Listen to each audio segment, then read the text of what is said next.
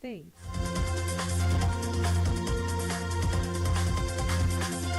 In Group 6, increase health budgetary allocation. Now the news in full. Motorists are beginning to panic as the deadline to obtain and regularize their tinted glass permits by vehicle owners is scheduled to expire by Tuesday, August 12, with the silence from Nigerian police force on enforcing the directive. The development has left motorists anxious and uncertain. Recall the police reactivated the digital tinted glass permit platform on May 1 after years of public complaints about abuse, extortion, and arbitrary arrests linked to tinted windows across the country. The platform is meant to enhance transparency, make the application process easier, and strengthen national security in curbing crimes where tinted vehicles are used to conceal occupants' identities. Motorists fear that officers may exploit the situation given the country's history of heavy-handed traffic enforcement and roadside extortion. However, the police had yet to issue any statement as regard enforcing the new policy. The Lagos State government has ordered a comprehensive inspection of all vehicles operating on the licensed e-hailing platforms amid safety concerns and poor service delivery. The Commissioner for Transportation, OLUWAFUNKE, in a statement released, announced that the rollout inspection scheduled for e-hailing operators would improve safety, service quality, and ensure regulatory compliance. The Ministry Permanent Secretary, Olawale Musa, added that only vehicles registered with the state would be allowed to operate, stressing that uncertified vehicles pose serious security threats, and he enjoined all drivers under the e-hailing platform to get certified by the Lagos State Drivers Institute and cautioned against offline bookings.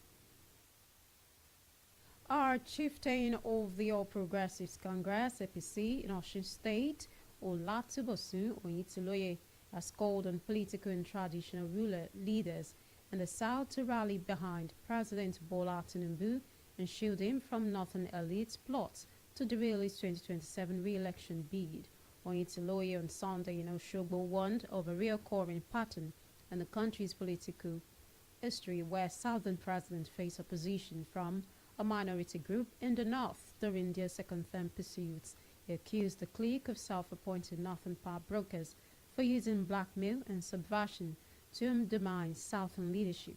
However, appealed to respected political figures and royal fathers from both regions to reject such moves. Oyintiloye reaffirmed that Tinubu's re-election would bring further stability and ensure balanced development across the country. In the genes of Ose Federal Constituency have firmly rejected the proposed creation of a new Ose state and the naming of Ikare Akoko as the proposed capital without due consultation.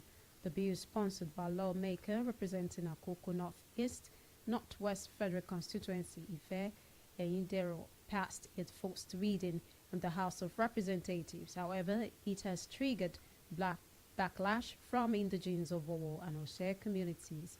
At a stakeholders conference held in Owo, prominent community leaders and residents in a joint statement condemned the proposal, saying it does not follow due procedure and it's morally indefensible, economically unattainable, among other concerns. The rejection underscores deep-rooted concerns over regional equity and representation in proposed national restructuring efforts. Kogi State government has made a renewed call to civil servants in the state to see their role as a divine calling dedicated to the service of humanity and the advancement of society as the government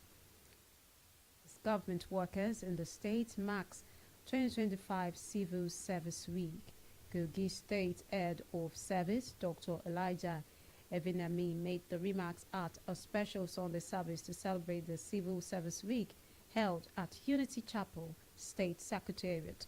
The event, attended by various stakeholders and civil servants, highlighted the importance of integrity, accountability, and the need for civil servants to conduct themselves in a manner that reflects their value role within the community. Dr. Evinemi admonished civil servants to see their work as a sacred duty to both God and the people of Kogi State. He called for renewed commitment, integrity, accountability, and empathy in service delivery, urging public servants to uphold high moral standards. This is Vicinity 95.3 FM, Ikejile, Ijesha. News nationwide will continue shortly. Sports. In towards Lukaku. Entertainment. Cut the beat. Politics. All on your darling station, Vicinity 95.3 FM, Ikejile, Ijesha. Thanks for staying tuned for news update and live streaming. Visit our website at vicinity953fm.com.ng. You can also follow us on our social media platform on Facebook, YouTube, and TikTok at Vicinity 95.3 FM. For breaking news around you, send us an email at vicinitynewsroom@gmail.com or call 08143658302. Now the rest of the news. A non-governmental organization, Crimson Bow Sickle Cell Initiative, has called on the federal government to increase the health sector budgetary allocation and review existing policies on non-communicable diseases, especially for sickle cell patients.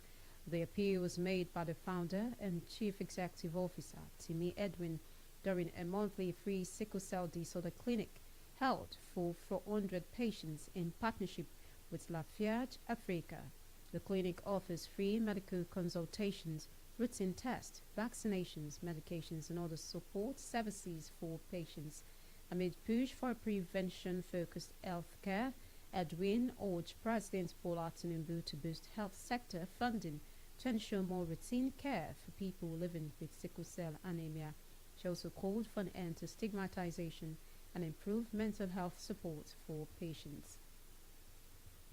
The Economic and Financial Crimes Commission has arrested 93 suspected internet fraudsters in a sting operation at the Green Legacy Hotel located within the Olusegun Obasanjo Presidential Library premises in Abeokuta, the capital of Ogun State.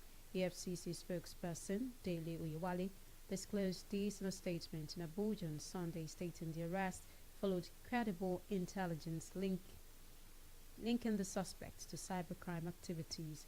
During the operation, the Commission said it recovered 18 vehicles and several mobile devices, while the suspects will be charged to court upon the conclusion of the investigation. The Petroleum and Natural Gas Senior Staff Association of Nigeria, Pengasan, through its humanitarian arm, the Pengasan Foundation, donated a truckload of food and household items to victims of the recent deadly attack on the Lewata community in Guma local government area of Benue State.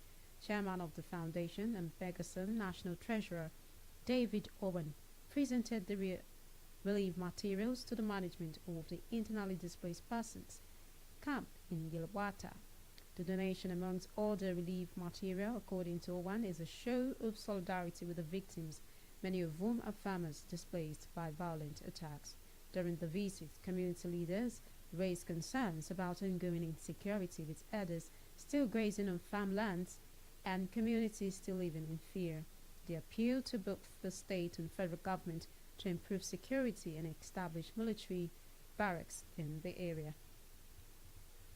A bit of sports. Legendary heavyweight boxer Ike Ibobuchi anticipated return to the ring would see him face former Nigerian cruiserweight champion Abiodun Afini on August 23rd at Taslim Balogun Stadium, Lagos, after original opponent Danny the Brixton Armour Williams withdrew due to a training injury requiring surgery. The event is a spotlight on one of the nation's most iconic fighters and a historic homecoming bout.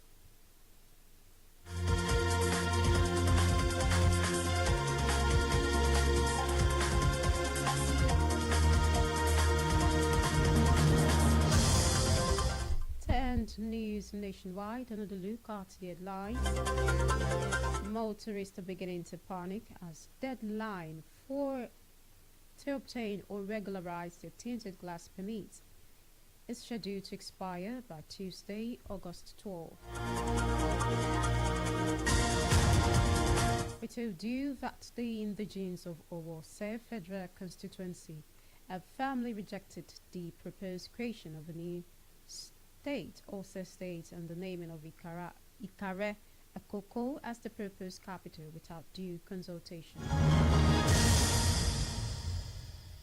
And lastly, we told you that a non-governmental organization, Crimson Bell Sickle Cell Initiative, has called on the federal government to increase the health sector budgetary allocation and review existing policies on non-communicable diseases, especially for sickle cell patients.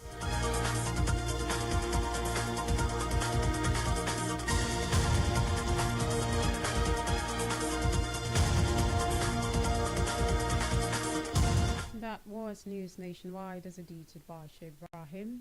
I am OLUWAFUNKE Israel. Many thanks for listening. Good evening.